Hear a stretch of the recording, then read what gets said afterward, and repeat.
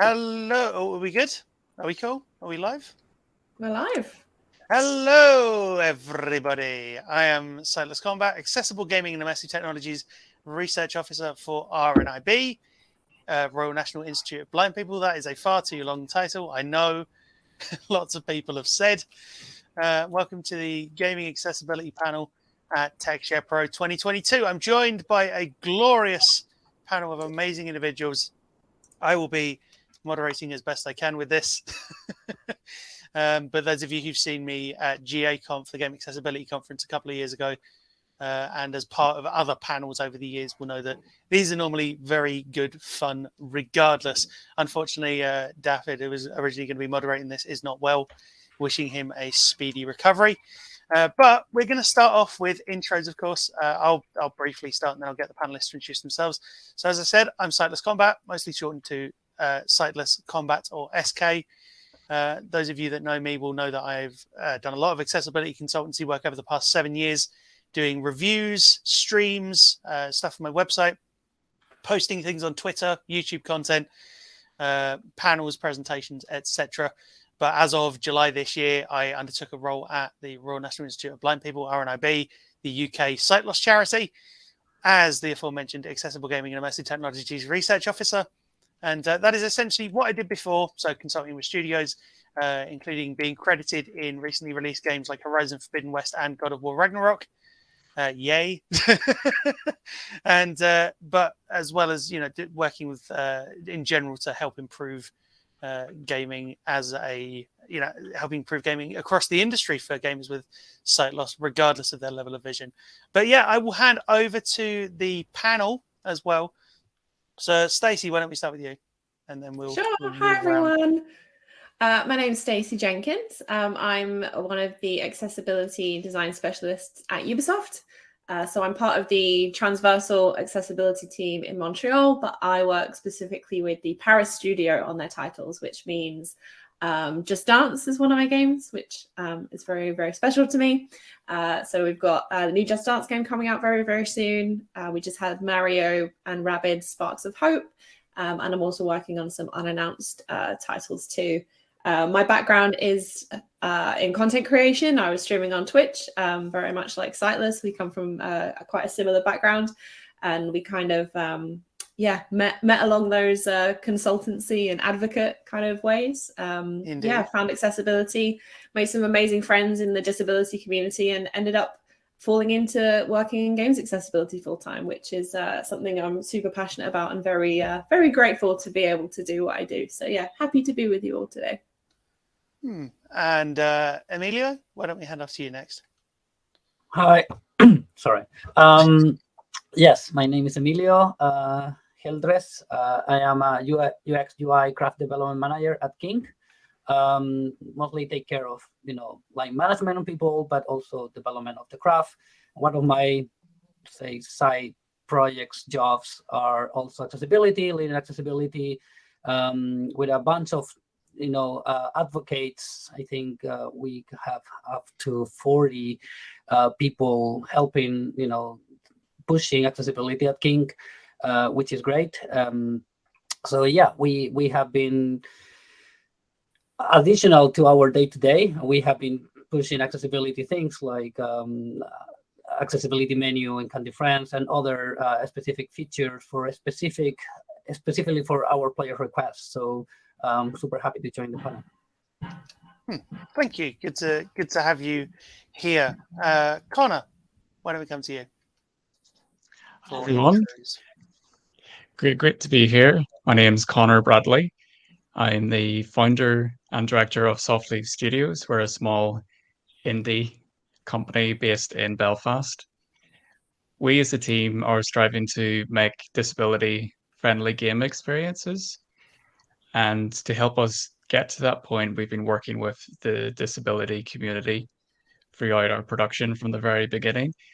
And I first got into it. I was growing up playing games and was struggling a lot with mental health, and games were my sort of outlet to allow me to escape and sort of get that sense of achievement.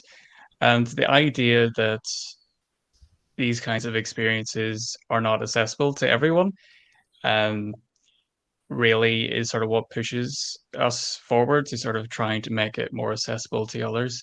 So if they do need it for those kind of moments or just want to be included in that, that's sort of where we are very passionate about. We're currently working on a game called Stories of Blossom, which we've been very excited to see the response that we've been getting, and it's great to see that the work that we've been putting into accessibility has got such a great response. Yeah, fantastic. And now the final member of the panel, Adrian. Hello, good day. My name is Adrian Ledda. My pronouns are he, him, and for visual description, I'm a Southeast Asian male wearing a blue hoodie. I am the head of inclusive game design at Activision Blizzard. At Activision Blizzard, we have franchises that include Call of Duty, Overwatch, Diablo, World of Warcraft, Crash Bandicoot, several other things. And inclusive game design is our new function where it is the intersection of game development and diversity, equity, and inclusion. Accessibility is a huge part of it. And I don't like to play favorites, but it's probably my favorite part of what we do with inclusive game design. What is really inspirational for me is that we're having these discussions, that there's a space for this to happen, and people are learning things that otherwise, not too long ago, people, and even to this day, are still kind of considering taboo or difficult to talk about, or it's hard to surface. So thank you all for creating this platform, this ability to have this discussion. I'm so excited to have you all here and to have this discussion with this amazing panel. Also, I work closely with Emilio and have previously collaborated with Sightless Kombat and Stacey. So this is just lots of friends. Yay. Always good to see friendly faces on these kinds of panels. So why don't we start with the first question of the panel, which is, how is accessibility handled at your studio or in your role, depending on how you work? So does anybody want to take a first answer at that? I know we've had a few answers when we planned this out originally. So does anybody want to I don't mind. I can jump in. Yeah, go on. Why not? So, the accessibility team that I'm part of at Ubisoft, we support 45 different studios all over the world. So it's a bit of a huge undertaking for a small team. So we work with the game teams on helping them grow their knowledge of accessibility. We run workshops with disabled players. We offer feedback on their designs throughout development. We have to be super flexible and offer teams kind of tailor-made support because every team has different processes, different constraints.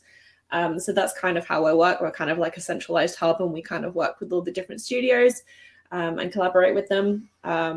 We also are trying to move towards an accessibility by design approach at Ubisoft. So trying to build an accessible experience by default, which hopefully means we reduce the need to tackle everything with options. Options will always be really important to account for, the huge wide variety of players, but making our games accessible by design makes sure that they're included from the get-go.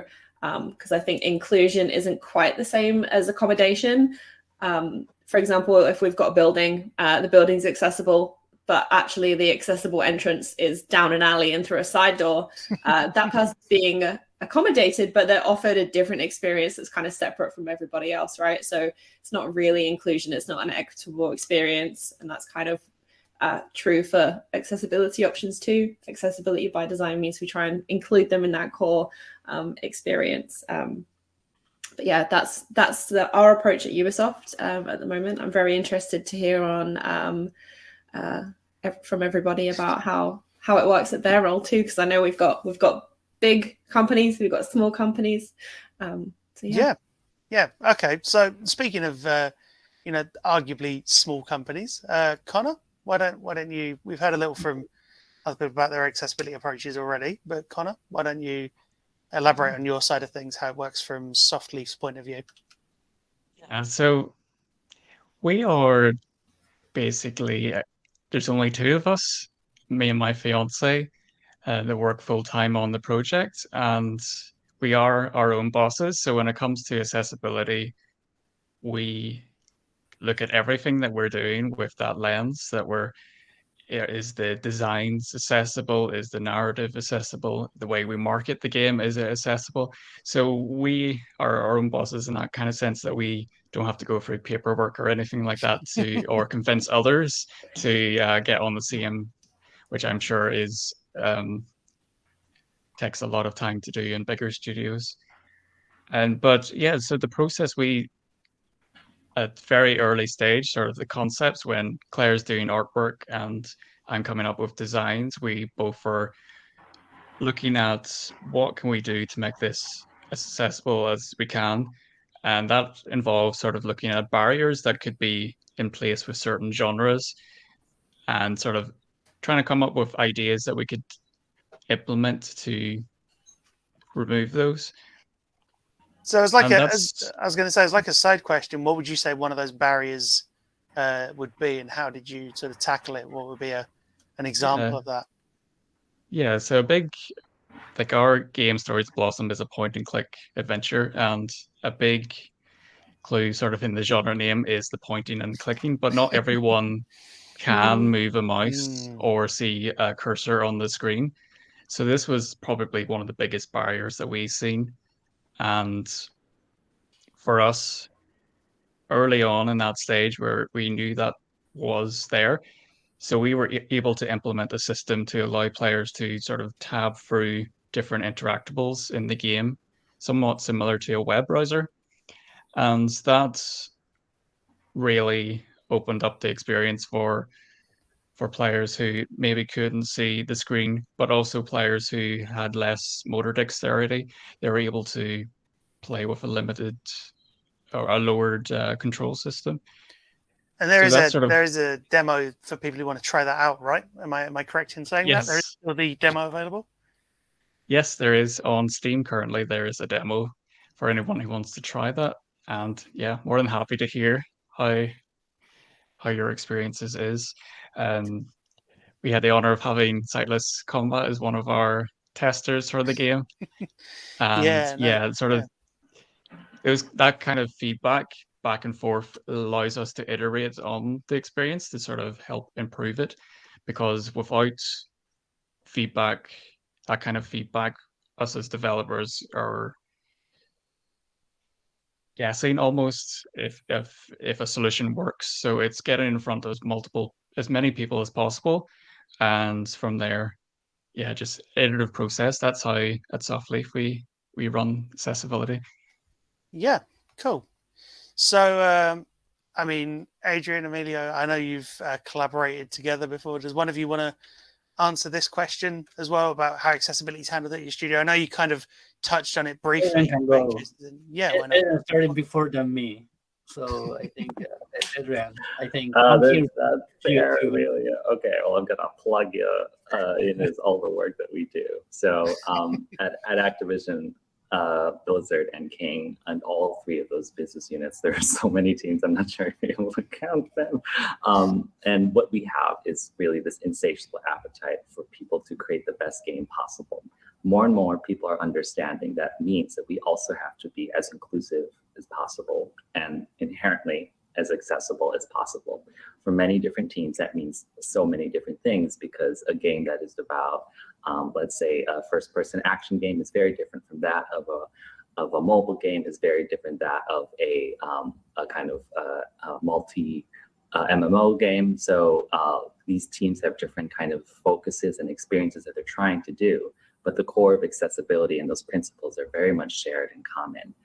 So what we're attempting to do is to kind of take this on two kind of levels. First one is bottom up, where we empower people and individuals and teams to become leaders, local accessibility leaders in those spaces, so they can develop that kind of muscle and capability with their entirety of the team. Emilio is an amazing example of this at King. He's an inspiration through and through, and has helped to develop so many different changes and improvements, not just to the games and what they create, but also to the cultures around there and how people can start to interact with accessibility. The second approach is top down, and that's kind of where I contribute with inclusive game design. In an organization that can be quite large, we want to make sure that there's a foundational understanding of what is accessibility and how can people get involved. It's not always easy. Some people are on different parts of their journey with diversity, equity, and inclusion, and that can be a challenge, but it's okay because it's a diverse kind of background that people are bringing. And what we find is when people are starting to just become aware that there's ways that they can help to be more inclusive with accessibility in particular, I think the primary takeaway that they have is maybe guilt in some sense, where it's like, well, I wish I'd known about this sooner. But now that they do know, they feel empowered and inspired to understand what they can try to do next. So what this approach throughout Activision Blizzard and King is, I want to say all over the place, but also that's its strength, where we are able to identify opportunities in so many spaces. Yeah, there's different parts of the journey, and that's kind of a big thing. Half the battle is, the awareness. Half the battle is actually implementation. And as as that points out, accessibility, is an ever-shifting landscape. It's very much ever evolving, and we've seen it even over the past 7 years grow massively in orders of magnitude. But what are a few key learnings, over the past year, let's say, for any of you, whether that's part of the larger organization you're a part of or personally? I don't mind who takes this. We're going to try and keep this sort of flowing and freeform where we can. I don't mind. I just had a point to jump on, kind of relating to what Adrian said about the strength of the bottom up approach, kind of developing accessibility champions across all of the games, and the way that that's really strong because that knowledge is shared. I think one of the key learnings from the past year or so is that there aren't enough accessibility specialists to cover all of the games ever. So it kind of helps to be able to disseminate that knowledge amongst the teams and have them be champions of accessibility and have them take that responsibility for themselves, because the development teams, they're the experts about what they do. And I think it's quite evident that as across the industry, more accessibility roles are opening up, and specialists are getting snapped up, which means there aren't a lot of people that have the knowledge to kind of do this. And like at Ubisoft, we're supporting a ridiculous number of studios, and we're a very small team, so it's kind of that sharing of knowledge, and accessibility being part of the design process and being everyone's responsibility is kind of how we go the furthest with it and support as many games as we can, I think. I feel like it's not just my learning. I feel like it's not just a knowledge sharing thing on an organizational level or a team level. I think it's just a personal level as well. Like even when, say you or I are going out and sharing our lived experiences firsthand and saying, this is how I play this particular game. And people are like, wait, you can play this particular type of game? And I'm like, yeah, kind of, with a little assistance, or, completely unaided, or whatever the case may be. Even just being able to go out and express that in a constructive manner is useful. And I feel like I've learned that. I've not so much learned that as well, but I've seen that actioned on by more and more people over the past year. Has anybody else got any key takeaways they want to share from the past year from accessibility? Conor, maybe? Just thinking, given you released a demo and everything. Yeah, we learned a lot over the last year. I think since we are quite a new company, so there was a lot of stuff we were learning on top of accessibility stuff. And for us, the biggest takeaway was that we were really thankful that we started this process at the beginning, because if we were to start looking at the game's accessibility towards the end where we're at now, I don't think we would have achieved anywhere near the amount of accessibility as we have. And I think that's a big part of this discussion, is rather than see accessibility as an afterthought, it should be like every other discipline in games, that you are iterating the accessibility of your game as well as with your designs and your artwork. It's sort of that ongoing process. It's needed to be introduced at that early stage, not to only just get feedback from players, but also it's a chance to share with your audience what work is being done. So then they can sort of see, well, can I play this? when it comes out, and I think that's a big important. Yeah, like the evolution of it. Is that what you're saying? Like keep it as a core pillar, so that the evolution of that, much like you would see books of concept art or books of, sort of, I don't know, soundtrack demos or whatever it happens to be. You can then also see how the accessibility features evolved as well, and how those features are going from strength to strength. Would you say that's an accurate summary of it? Definitely. In terms of the transparency? Yeah, I think that's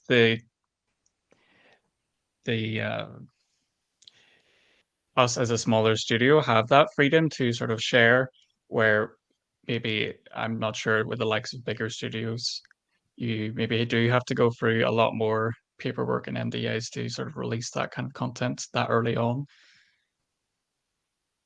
I mean, I was going to say, if any of the people from those larger teams want to answer that, or if they can, but yeah, you're probably right. It's a lot of behind the scenes stuff that goes on in terms of that. But that's a great learning. The transparency is crucial, and really it's the idea of the old blueberry muffin analogy, isn't it? It's, you don't bake the muffin and then put the blueberries in.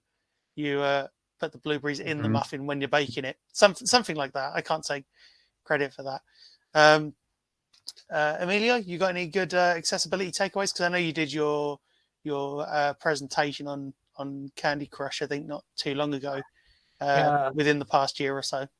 So you might have had feedback for that. Thank you. Yes, we have been working in the background, but yes. So I think what I can share on that is like we're still, most of our impact comes from players, and I think like is talking with them directly and listen to them. And I think we have partnered greatly with player support and community to gave us, so we have specific dashboard kind of things, like where we connect and they send us all the feedback around accessibility they collect from the different point of contact with players. And that's pretty much the biggest insight we have. And from there is where we create our backlog. And one of the important things to understand from that is, obviously, it's hard to do the assessment and which one prioritize, right? I think because it's from different type of disabilities. And as you can imagine, we have a lot of players pretty much night and day playing Candy Crush games. So I think what we try to focus more is the severity of them. Because one of the things is like how many players, I don't know, is something that bothers them, but when players start getting pain or headaches, something that are more related to physical discomfort, or that's when obviously it's something we don't want to, and those are normally the things we are pushing for. And so that's something that is covered, and that's something that it's always our aim, is making players gaming something that is easy for them to play, but also making sure there is having all facilities in this aspect. So that's pretty much our aim and our pretty much goal for our players. I don't know. Do you have something to add on that? Yeah, well said. Adrian, if you got anything else to add, otherwise we can move on to a question that segues quite well into what Emilio has just said as well. So if you have I'll just anything else add to say, extremely quickly that I think one of my personal favorite insights of late is that accessibility as a concept has helped so many people enter into the conversation of inclusion at large, because it helps them feel like they can really understand these barriers, or at least start to be aware of it. And once they start to think about that, they can also think of other identities, communities, backgrounds, heritages that are also in some ways that are not quite fully yet represented or feel like they could be included in some of the gaming experiences. So when they start to think about how there are accessibility barriers in our games and how we can change to remove them, our developers can also be inspired to think, well, how else can we improve inclusion, whether it's the representation of our characters or narratives. And I love how accessibility just is this launching point for people to think about inclusion in a very broad and compassionate way. That's a great way to describe it. But that actually leads really nicely into the next question, which is how important. I mean, I can guess the answers from you and Emilio. How important is the human element of community engagement in terms of, to accessibility? Because I know from my personal perspective, it's great to see, when marketing is accessible, when trailers are already described, when there's alt text in images for games, marketing and everything. But even when accessibility features are being disclosed months prior to release, and it gets everybody excited, that buzz, and then, the feedback that comes out of it, that's a crucial thing from where I stand. Even being able to then, show off accessibility features before the game launches or at launch, thanks to, say, review codes that I've had the chance to get. But yeah, I don't know how, what anyone else would say in terms of that question. Anybody got any, anybody got any sort of super amazing thoughts on that they want to share? Just sort of ones that jump to mind immediately. I just want to pretty much continue what I was saying before. I thought so. Because I think that I already covered the topic, but I just want to say, like, pretty much everyone, unless you are creating a new IP, a new company, then you don't have players, but pretty much all companies already have 1,000 of players, millions of players already playing their games. I think, like, obviously you can always go with consultants for about a specific and have an expert, but you have already players playing your game, which probably some of them will have some type of disability that they can, give you insights from that. And I think that's my approach. It's like, just go with your communities. Use, I think there is a reciprocity in communities, right? They give you give them, and it's like building this relationship with them. And from there, like, listen to them and start building that community, so they can also, because you build some trust there when you push accessibility, that there's something they request. I think there is a lot of insights there. And yeah, I think, like, everyone who is working in any gaming company now, please, yes, reach your community managers and player support people and start, asking your players about, accessibility features or what barriers do they have. Yeah, I think, Stacey, I think you'd said before, you reminded us when we were discussing this beforehand, there were people, and I think I mentioned it as well, there were people buying, PlayStation 4s, PlayStation 5s for Last of Us Part 2, Part 1, now God of War Ragnarok as well, because as, a gamer without sight myself, having no sight whatsoever, it's crucial. But, for other disabilities as well, I'm guessing you would have a good perspective on, the community side of, accessibility feedback, community engagement, all of that as well, from, having to be involved with so many studios, dealing with so many different IPs and things. Would I be right in saying that? Yeah, I really liked what Emilio said about the fact that you already have disabled players in your player base. Like, you might not know it, but, somewhere between 20 and 25% of the entire world's population is disabled in some way, minimum. So, you already have disabled players that want to play your games and are playing your games. I think it's so important to be able to connect with our players, because it helps our teams build empathy and get to actually understand the impact of their designs, whether that's good or bad. I feel like without that kind of like feedback, accessibility can be seen like as something quite abstract. And I think those of us that are kind of in the advocacy space can sometimes forget that, there are people out there that don't have disabled friends. They don't have much knowledge of, what it's like to live with a disability. So yeah, it's really important to kind of have those feedback channels open. I know at Ubisoft, we've started ramping up our user research initiative. So we're just trying to make sure we include disabled players in our regular testing. So we initially started doing it with Steep and Division 2 post-launch. So we brought some disabled players in to do some testing so we could kind of figure out where we were at. And then we kind of started doing that more and more. So I think the last one I can probably talk about is Far Cry 6. We were able to bring in deaf and hard of hearing players, blind and low vision players pre-launch, so that we could help, polish those features and figure out, have we actually done what we set out to do?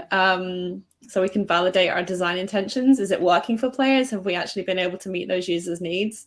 It's really good to have that feedback before launch, so we've got time to act on it. Definitely. But then it's always really good to have that feedback afterwards as well, and making sure to include disabled content creators and journalists who specialize in accessibility in particular in our review copies of the game, and not just giving them a code on the day of release, because it takes a long time to actually, play a game and review it. So giving accessibility specialists in the community time to actually play our games and write a good review, because it's really important for players to actually be able to read and decide whether they want to play a game or not. Like Sightless said, there are players who will literally buy a console just to play a game if that game is accessible. So it's hugely important. And Conor, you got any? I know you've touched on community feedback. So if you wanna say anything else, then the floor is yours. Yeah, definitely agree with what everyone's saying. It's hugely important that there is that human element to it, that we have people who live their lives with disabilities coming and sort of experiencing the game and letting us know what we're doing right and what we're doing wrong. And from there, we're able to help address that. And I think one area that maybe hasn't been touched on is it can be just even a really great morale boost for the team to know that a barrier has been removed and you have now allowed this experience. You've opened it up to so many more players. And I think that's sort of what keeps us going, is sort of that feels like we're not just making games for the sake of making them. We're actually trying to improve people's experiences with them. And yeah, that always puts a big smile on my face, those kind of moments. And I think it's extremely worthwhile to be considering and doing something about it. I think that's probably a universal truth, though, isn't it? The sort of morale boost, the motivation that can give you. But with that, though, we'll move on to the final question before we take Q&A from you, the audience, the lovely people attending TechShare Pro. Thank you so much to the organisers, by the way, for allowing this panel to go ahead. But the final question, briefly, what's the one accessibility element you want to become standard in the next 5 years? So whether in games or outside of games as well. So mine in games would probably be. I'm going to slightly twist the answer there. So in games it would be menu narration, because it's becoming standard, but being able to set a game up yourself without any assistance and have all the in-game menus read is an amazing thing when it happens, but it doesn't happen often enough.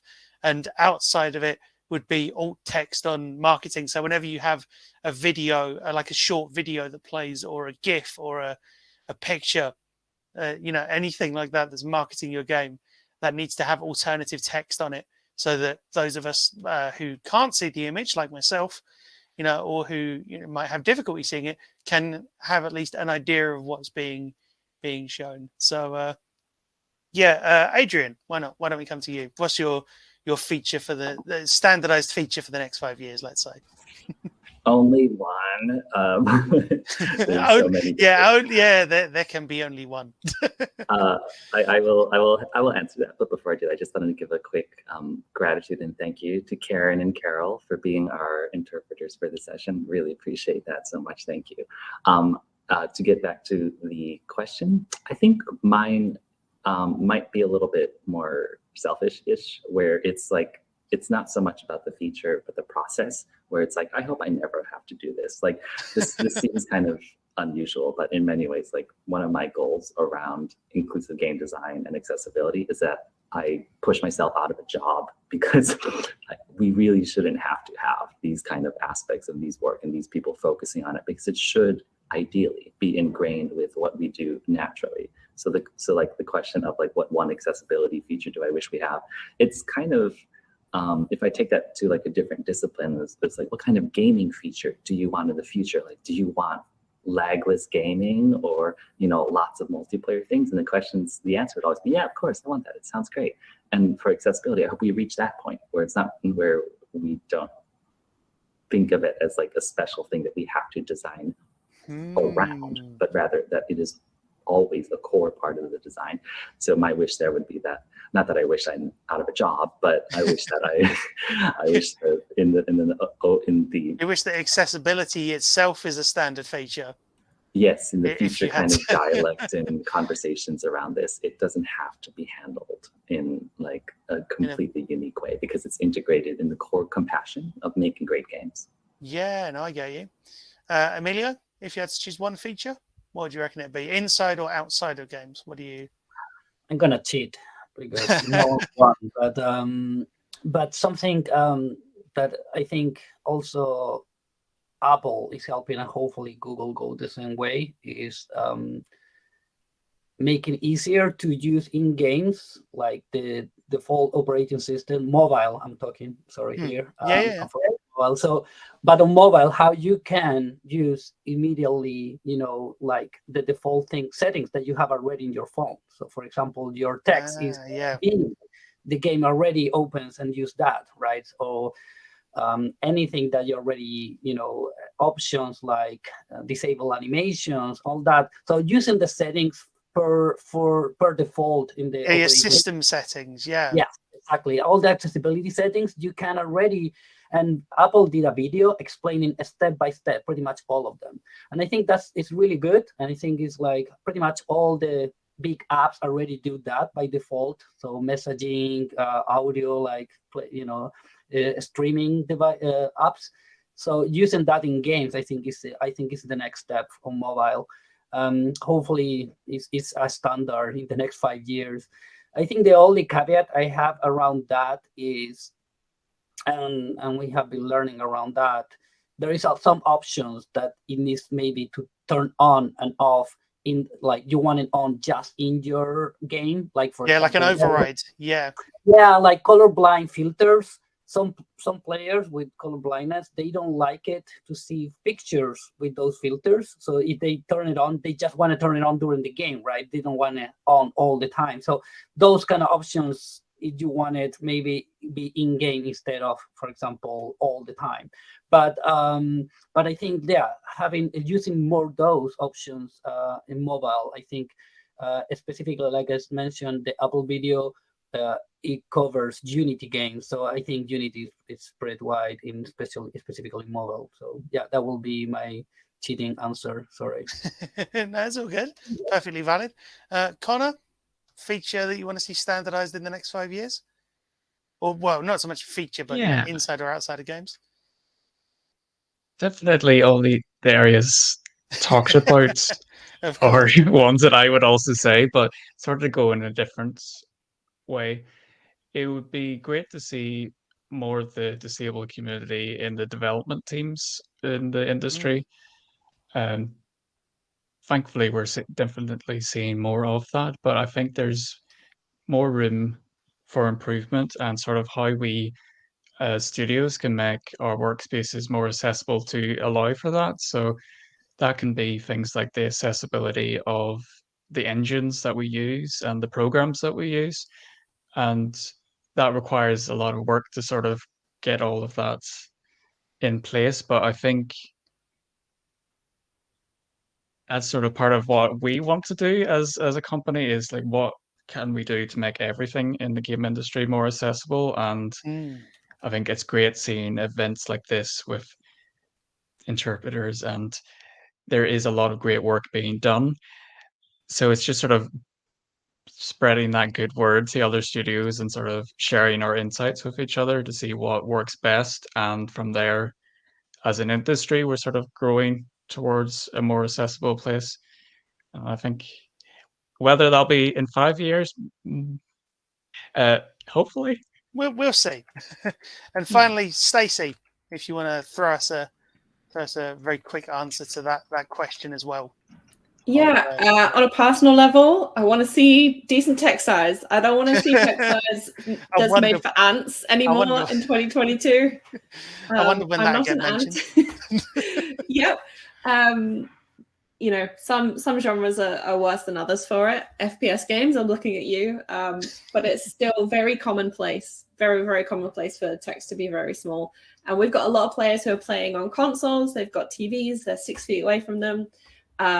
It's definitely challenging to have scalable text in games from a technical standpoint, which kind of relates to what Conor was saying about engine accessibility. If we've got text scaling built into engines that developers are using, that's great. That takes away that kind of work. But if we're not able to implement, you know, text scaling or something like that, we can just have the default size be big. That would be great.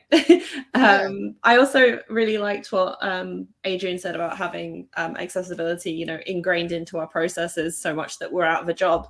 One of my colleagues, Billy Gregory at Ubisoft, says that if we're talking about user experience, or UX for short, if we're not including disabled users in user experience, then it's not really user experience. It's some user experience, which spells SUX, because it sucks. That's brilliant. I feel like It I've is heard brilliant. that. It is brilliant. All credit to Billy for that. But yeah, that's my answer. So no, thank you so much for all of the great answers from my panel. It's been fantastic to moderate this. But now we can throw this over to all of you in the audience. Have we got any questions coming through from the chat? Possibly. I know there's moderators in the audience who might be able to come in and assist and drop the questions in here. I'm also having a little looky. This is just to be clear, this is an unfamiliar platform for the majority of us. So yeah.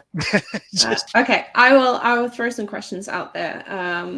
So Dominic says, what are the panel's thoughts on speech accessibility? Is text-to-speech and speech-to-text an area that could empower games? Actually, I want to make a fun point about speech-to-text. Oh, no, text-to-speech, because a lot of people seem to... There's confusion around text-to-speech just being for chat, and then text-to-speech also being used for things like menu narration. So, you know, having clear labeling on those, or just having it all be one thing in terms of, you know, if you got menu on UI narration, having, you know, a chat part where you can disable it for chat instead of it on for menus, or the other way around, would be great. But I feel like, you know, those are things that can be included in games and they should be included as standard. But it's a question of whether, you know, what you consider speech accessibility. In terms of this, I think it specifically is talking about maybe the usability of text to speech. I'm not entirely sure. I'd have to have the question in front of me again. But yeah, it's an interesting point on even the language surrounding it might make things confusing. I don't know what the rest of the panel thinks in terms of that, though. Does anybody have any immediate responses to that? Sure, I can kind of jump in with this, and I needed to look it up so I get the statistics right. But this is back in 2015, and it's Pew Research Center, so it's US-centric. But they were surveying teens on whether, when they play network games, do they use voice chat? And they found that boys tended to use voice chat 71% of the time, and girls used it only 28% of the time. And this is an example of like when people bring themselves online into these virtual spaces, there's still aspects of hesitation about whether they'll feel included or welcome. It's not just accessible, but it's also like, do they feel safe doing that? And what text-to-speech and speech-to-text kind of enables this to do is not just accessibility and being able to use the platform, but also accessibility and feeling welcome or like they belong in that platform. And I really want to commend the World of Warcraft team, particularly Nikki Crenshaw and Angela Lee of the Blizzard team there, who've been just amazing advocates on their teams. And I'm sure I'm missing several others who've contributed to recent features of text-to-speech and speech-to-text and chat narration. And I think there's like 7 others in World of Warcraft that have helped make that more comfortable. So in many ways, I would say the text-to-speech and speech-to-text is largely hits an impact that is greater than many people, I think, would assume. That's an interesting point. Well said. We'll maybe try and keep this to like an answer per question if there's because we might have time for a couple more. See what happens in terms of the chat. Unless Emilio, unless you have any responses on speech to text, because of course I'm aware that Candy Crush is played by thousands and hundreds of thousands of players. And we have to do that, in fact, in Farm Hero Saga, because we included a chat, and because CVAA, obviously you need to have text to speech. Yeah, the 21st Century Communications and Video Accessibility Act, for those who are unfamiliar. Exactly. Yeah. And that was a good opportunity to push accessibility. Like, oh yes, good opportunity. Like, we have a chat, so it's like it was kind of golden nugget to use it as and that's also something really nice to work in mobile, because the platform itself already you use the operating system voice, so it's like whatever you have by default already in your iOS or Android device is going to use that to speak out. So that was really good, and I think like that's something. It's not really hard to set up, and so I will highly recommend to do that to everyone on mobile development and to push forward. Brilliant, thank you. Stacey, you got any other questions come through in the chat? Or yes, we have a question from Chris, who says, are any of the panelists playing or developing in VR or thinking about it?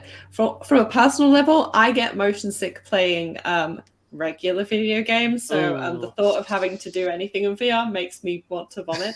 But does anyone have any opinions on developing for VR? I mean, it's a tricky one. I mean, personally, I've always wanted to. I've had prototypes in my head for years in terms of things I'd love to try in VR. I've only ever been able to play one as a gamer without sight. I've only ever been able to play one game in VR that was fully accessible, and that was part of a user research project either last year or a couple of years ago. Time kind of blurred, which is a shame. But that being said, if any developers want to discuss that, I'm always open to talking about it, because the V in VR, I've said to a lot of people, doesn't stand for visual, it stands for virtual. So there's possibilities with making VR games that have accessibility implemented with audio, with haptics, all kinds of fun stuff. So I think there's a lot of potential there. I'd love to develop in it if I could, or even just play in it. But yeah, that's where I stand. I don't know about anybody else. Connor, have you ever thought about putting Stories of Blossom in VR? No, but that might be an idea. Next move. Could be a fun patch down the road. Yeah.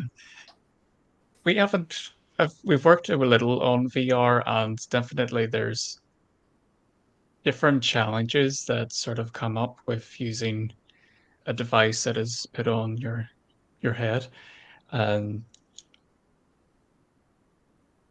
think it's one of those areas that it is such a new platform. I think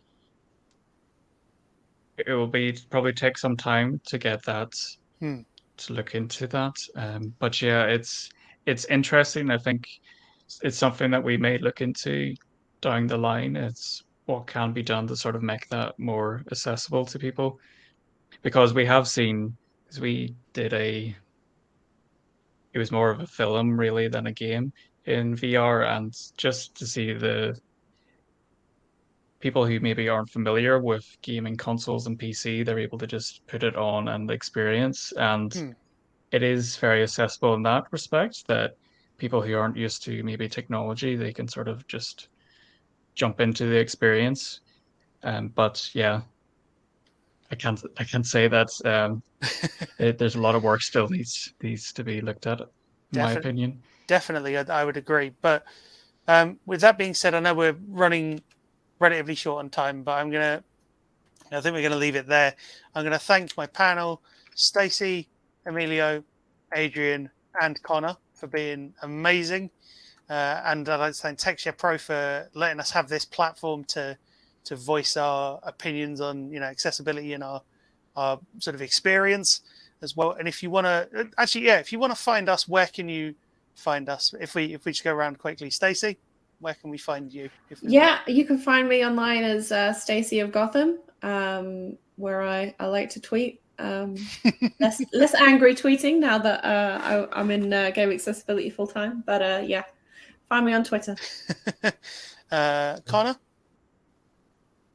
Likewise, you can find us on Twitter and our website as well at Softleaf Studios. And feel free to get in contact if you want to ask any questions. Yep. Emilio, if you want to give any socials out. Yeah, I have a Twitter, but I don't really use it that much. So I will recommend using LinkedIn. I'm more active there. So please, yes, reach out there. Happy to connect with everyone. Cool. And finally, Adrian. Hi, I mostly just on LinkedIn. Appreciate it. By the way, I knew that a number of last-minute questions came in, but incidentally, I think the answer, one answer to all of them is events like this, where we are, talking about this, giving it visibility and allowing people to feel like they can affect change. And yeah, as for me, you can find me on Twitter at Sightless Kombat. So SIGHTLESSKOMBAT. That's where I'm on Twitter, Twitch, and YouTube, as well as my website, www.sightlesskombat.com. Or you can email gaming@rnib.org.uk as well if you want to get in contact for RNIB's work, including the accessible gaming research that was undertaken earlier this year. But with that being said, we are going to leave this panel here. Thank you so much, everybody, for coming along and watching. And we look forward to hearing from you and networking with you all in the future because, nothing about us without us. And when everybody plays, we all win. Core tenets of accessibility. Thank you so much. Heck yeah. Thank you. Thank you to Karen and Carol. Thank you. Thank you. Bye-bye. Thank you. Bye. Bye.